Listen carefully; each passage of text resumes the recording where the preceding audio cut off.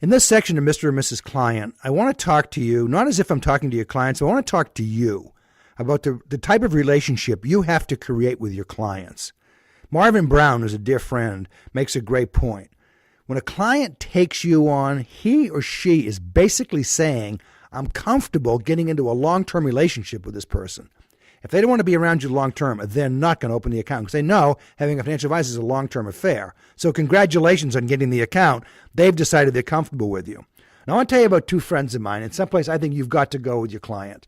Try to be like these people, and perhaps you are, and if you are, congratulations. If you're not, this is a great goal for you.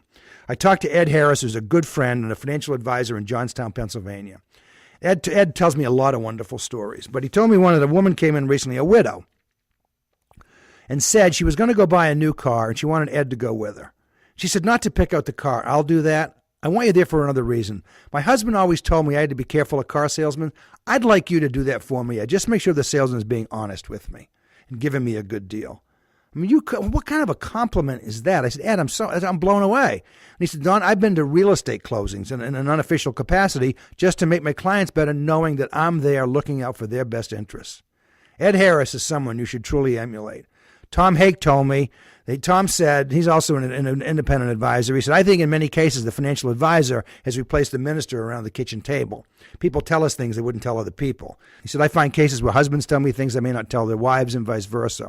But Tom went out, and his dad, I believe he's in business with his dad, went out and hired a social worker.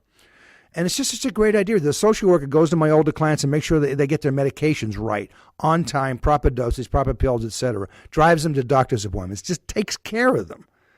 How good is that? So that's what you've got to strive for. I urge you. Remember the old ad, be like Mike? Well, be like Tom and be like Ed. You could do a lot worse.